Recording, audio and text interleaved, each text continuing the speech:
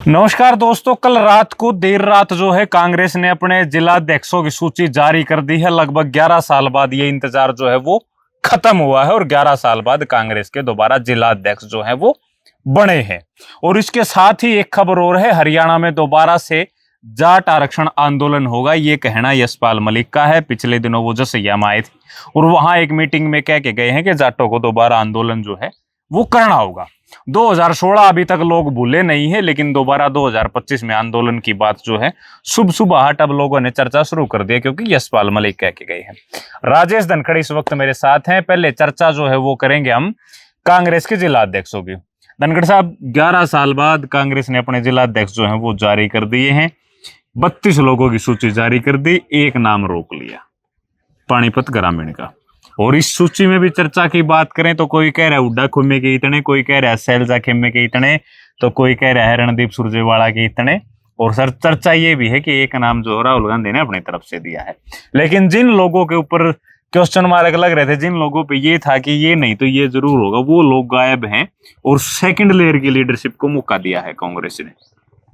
क्या कहोगे इन सारी बातों के ऊपर? मोहित भाई, सबसे पहले तो आपके दर्शकों को मेरा हाथ जोड़ के नमस्कार। जिला अध्यक्षों की 11 साल में कांग्रेस ने बावड़ी, 1 साल और रुकते थे तो 12 साल में कुर्डी की बावड़िया भाई। अभी जिला अध्यक्षों की बात करें तो इसमें कांग्रेसी है नहीं है वो तो इनके संगठन ने देखना है। पर जिन लोगों ने आज तक दिया ही दिया है इस कांग्रेस को, उनको क्या मिला देखना ये चाहिए भाई। जिस तरह से कृष्ण हुड्डा था, उसके जाने के बाद उसके लड़के ने क्या मिल गया, सुभाष बत्रा है। और जो पुराने कांग्रेसी हैं, जिस तरह हमारे जजर में हो देवान पुनिया, 1976 में वो युवा के अध्यक्ष हुए थे रोहतक डिस्ट्रिक्ट के। अब उसको कहीं एडजस्ट नहीं कराया गया। आज जजर में भी कुछ गुर्जर समाज के लोग इकट्ठे हुए कि भाई जजर में तो हमारी कभी बूझ ही नहीं होती, उन्हें चिट्ठी भी लिख के दी है। ऐसी हालत होगी, जिला अध्यक्ष बने हैं, अभी तो क्लाइमेट बाकी है, विपक्ष का नेता और प्रदेश अध्यक्ष भी बनना है। असली रिजल्ट तो अब निकलना शुरू होगा।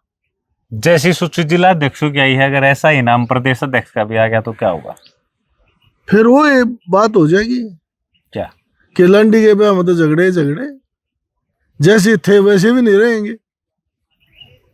कांग्रेस की जिस तरह से जिला अध्यक्षों की सूची या इतने दिन तक विपक्ष का नेता ना बनना और प्रदेश अध्यक्ष इतनी बड़ी हार होने के बाद पद ना छोड़ना, तो इसका तो ये स्पष्ट संदेश है कि भाई कांग्रेस आने वाले 2029 के चुनाव में 10 सीटों पे किसी से समझौता करने के लिए मजबूर होगी। कांग्रेस तो कह रही है कि अब जिला के अध्यक्ष बना दिए, कांग्रेस को और मजबूती मिलेगी और 29 में हम सत्ता में होंगे। अरे मेरे भाई, कांग्रेस तो ये कह रही है राहुल गांधी के वोट चोरी होगी। मैं कहता हूं थारे नेता चोरी हो गए, वोट कहां से आऊं थी? जब 67 सीट 2005 में आते आते और आज यह हालत होगी कांग्रेस की। 2005 में जो नेता थे, क्या जो कांग्रेस में है, जो कांग्रेस की धुरी थे, वही बाबू बेटा इनको छोड़े है। कैसे कांग्रेस आगे बढ़ेगी? इनने तो दोनों बाबू बेटे जो गिरोह की तरह इस लोगों को चला रहे हैं, इनने तो स्पष्ट कर दिया कि बंसीलाल 12 साल चीफ मिनिस्टर है। इसमें तो बंसीलाल परिवार के जो अनिरुद्ध चौधरी है उनको भी जिला अध्यक्ष बनाया भी उन्होंने। अब परिवार में पैदा होने से परिवार का थोड़ी वो है। चौधरी बंसीलाल का स्वाभिमान, किरण चौधरी का, श्रुति का, अगर ये भी इतना स्वाभिमानी होता तो हम मान लेते कि बंसीलाल परिवार से है। कई सोशल मीडिया पे वीडियो बयानों के कट के वायरल होते हैं, उसमें कई जगह सुनने को मिलता है कि किरण श्रुति तो अपने स्वार्थ में गई बीजेपी में। नहीं, स्वार्थ कैसे था? लोग तो 70 सीट कांग्रेस की बता रहे थे, बीजेपी की 15 सीट बता रहे थे। वो तो जब गई है ना, जब कांग्रेस के बारे में कह रहे थे भाई 70 सीट आऊंगी, 80 सीट आऊंगी, शपथ ले ली थी, घोड़े बुग्गी आ गए थे और डिपार्टमेंट बांट दिए थे अपने विधायकों को। फिर किरण स्वार्थ में कैसे गई? किरण चौधरी तो स्वाभिमान में गई। और बाबू बेटा ने जाजती करी और पीठ में छुरा गोप्या। जिन जिन लोगों ने इस भूपेंद्र सिंह हुड्डा के साथ भला करा वो सारे जमीन के ला दिए। इसको चीफ मिनिस्टर बनाने में चौधरी बंसीलाल परिवार का बहुत बड़ा योगदान है। विकास पार्टी का विलय करा, चीफ मिनिस्टर बनाया, थोड़े दिन के बाद सुरेंद्र सिंह नहीं रहा, जिंदल था वो नहीं रहा, कृष्ण हुड्डा ने अपना रिजाइन दिया। उसकी क्या हालत हुई, 1 साल के बाद जाके बड़ौदा से चुनाव लड़ाया। आज उसके लड़के की क्या हालत है। इसका लड़का तो बनेगा चीफ मिनिस्टर। मतलब भाई भतीजावाद को बढ़ावा देना कांग्रेस की फितरत था, पैसा कुछ नहीं, ऐसे जलाध्यक्ष बनाए गए हैं मेरी अपनी नजर में कि सारी जिंदगी इस गणेश मान के इसके लड़के को नेता मानते रहे। किसके लड़के को? दीपेंद्र हुड्डा को नेता मानते रहे और 10 सीट नहीं जीतेंगे अगले 2029 के चुनाव में, आज गारंटी दी। अगर संगठन तो मजबूत हो रहा है, आप कह रहे 10 सीट नहीं जीतेंगे। ये मजबूत तो लोग होया करते, संगठन में मजबूत तो लोग थे, वो लोग हैं कहाँ। 4 साल के दिन बहुत दूर हैं।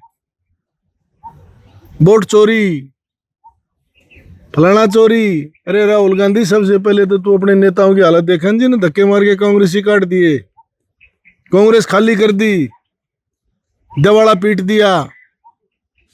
और मैं तो आपसे मोहित भाई, एक सामाजिक परिवार में आप पैदा हुए, आपसे एक उम्मीद और भी एक सवाल मैं करना चाहता हूँ।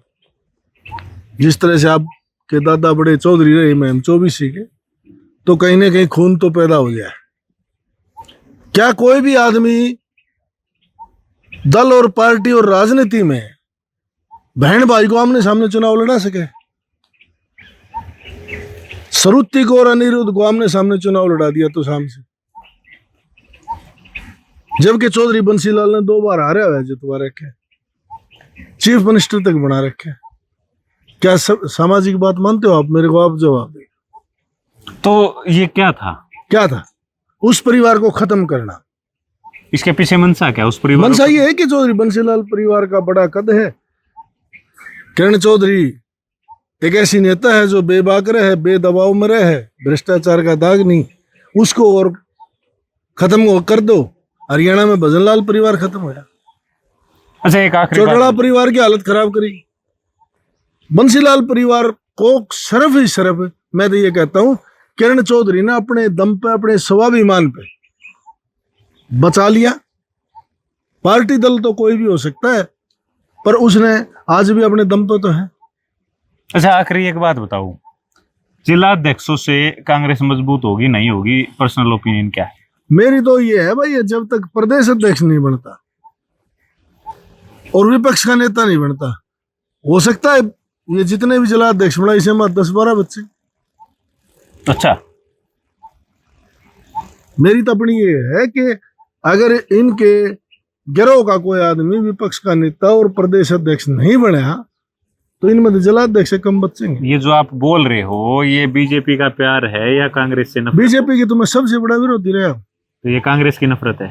नफरत नहीं, कांग्रेस से कोई नफरत नहीं, बीजेपी से प्यार नहीं।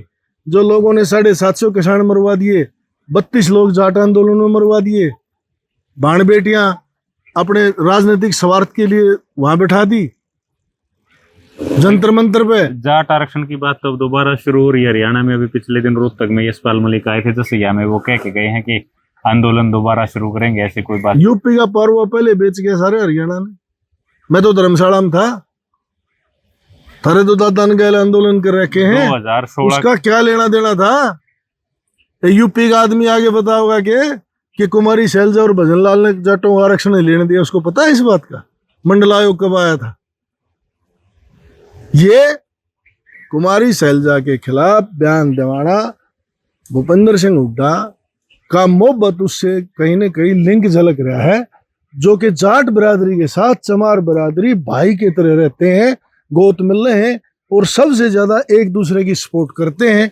इन जातियों को अलग करने के लिए, फिर कह रहे हम, जाट और चमार को अलग करने के लिए यशपाल मलिक नया मुखौटा ला के हरियाणा में आया है कि ये बिरादरियां भी अलग अलग हो जाए। इसमें भूपेंद्र हुड्डा क्या रोल आ गया? शैलजा के ऊपर कैसे बयान दे दिया? कि कुमारी शैलजा जाटों को आरक्षण नहीं लेने दिया। कुमारी शैलजा चीफ मिनिस्टर थी। अगर उसने ये बयान दिया तो इसमें भूपेंद्र हुड्डा का जिक्र कहाँ से शुरू होता है? भूपेंद्र हुड्डा का इसलिए दिया कि कांग्रेस में वो बड़ी नेता और इसके बराबर का कद है, जाट उसके साथ लग रहे हैं। नहीं, ये आप नफरत पैदा करना। मैं साबित कर दूंगा इस नफरत के पीछे क्या उद्देश्य है? उद्देश्य ये है कि जाट इससे भी नफरत करने लग जाए, कुमारी शैलजा से। नफरत अगर जाट करेगा तो यशपाल मलिक से करेगा, जो पूरे आंदोलन ने वो बेच के खाए। अच्छा, आप एक बात बताओ, जाट आरक्षण की बात उन्होंने कर दी, क्या जाटों को आरक्षण मिलना चाहिए? आप उसके हक में हो? मिलना चाहिए। तो आंदोलन होना चाहिए, बगैर आंदोलन भी मिलना चाहिए। बगैर आंदोलन भी मिलना चाहिए। हाँ? तो मिल क्यों नहीं रहा? दिल्ली में मिला, उत्तर प्रदेश में मिला, राजस्थान में मिला। तो हरियाणा में ऐसा क्या है कि वो चारों तरफ मिल गया और हरियाणा में मिल रहा है? जाट आंदोलन किसने शुरू करा है, बताओ मुझे। नहीं, हरियाणा में क्यों नहीं मिल रहा है? हरियाणा में जाट आंदोलन किसने शुरू कराया? जाट आंदोलन क्यों हुआ? लोग मरे, हमारे बच्चे क्यों मरे, जेलों में क्यों गए, कितने घर बर्बाद हुए, किसने कराया ये जाट आंदोलन? लेकिन यशपाल मलिक तो दावा करते कि हमने सबकी मदद करी है, पैसे वैसे भी भिजवाए हैं और सब। यशपाल मलिक ने? हाँ। ये तो अपने बोर का जो नांदड़ भवन है वहां से इन लोगों ने पैसे दिए, उसने कब पैसे दिए? और कौम के लिए जसैया के अंदर बड़ा संस्थान बना रहे, संस्थान तो छोटा संस्थान तो पहले भी यहाँ है, रोहतक तो अब है एजुकेशन का। तो फिर ये क्या है? ये और तो 32 लड़कियों की लाश के ऊपर अगर एजुकेशन देना है तो बच्चे बचेंगे जब एजुकेशन लेंगे। और जाट आंदोलन की असली जड़ तो भूपेंद्र हुड्डा है। 10 साल चीफ मिनिस्टर था, सेंटर में सरकार थी, राजस्थान, दिल्ली और उत्तर प्रदेश के जाटों को आरक्षण था, इसने क्यों नहीं दिया? और 3 लड़के मैयड़ में इसके राज में, सुभाष यादव एसपी था, इसने क्यों मरवाए गोली से? कोई पूछेगा इस सवाल को? किसने मरवाए? भूपेंद्र हुड्डा ने। चीफ मिनिस्टर ये था। ये कब की बात है 3 लड़के मरवाए जो आप कह रहे हो? ये 12-13 की बात है, जब ये चीफ मिनिस्टर था भूपेंद्र हुड्डा। हाँ, और मैयड़ में मरे थे 3 लड़के। जाट आरक्षण आंदोलन वहां से शुरू हुआ था। तो आप कैसे मतलब सीधा कह रहे हो कि भूपेंद्र हुड्डा ने मरवाई? ये चीफ मिनिस्टर ये था तो कोश किसने मरवाई? फिर आप बीजेपी का नाम क्यों लो? बीजेपी ने मरवाए हैं तो भूपेंद्र हुड्डा ने भी 3 मरवाए। अच्छा, चीफ मिनिस्टर तो ये भी था ना, राज जिसका होगा, गोलियां जो चले हैं, पुलिस की बंदूक से जो गोली चले है, वो गोली मारने वाला तो एक सिपाही है, पर ऑर्डर तो चीफ मिनिस्टर का वो है।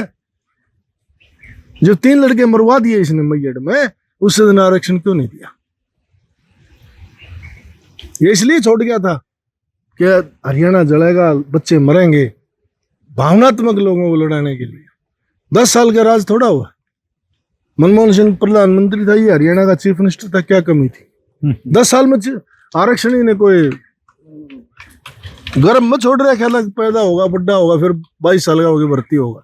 ठीक है, तो ये कांग्रेस के जिला अध्यक्षों की सूची है, उसके ऊपर हमने बातचीत की है। यशपाल मलिक का एक बयान आया है जाट आरक्षण आंदोलन को लेकर, उसके ऊपर हमने चर्चा की है। और 2011 में जब जाट आरक्षण आंदोलन शुरू हुआ था तो वहां हिसार में क्या हुआ वो धनखड़ साहब ने सारा बताया है, आपने सुना है। आप इसके बारे में क्या सोचते हैं वो हमें कमेंट बॉक्स में जरूर लिखें। शुक्रिया।